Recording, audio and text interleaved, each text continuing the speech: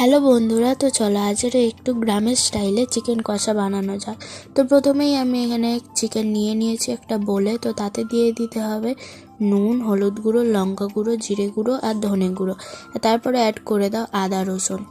তারপরে একটা গোটা লেবু নিংড়িয়ে দিয়ে দাও। তারপরে মাংসটাকে ভালোভাবে ম্যারিনেট করে আধ ঘন্টার জন্য চাপা দিয়ে রেখে দাও।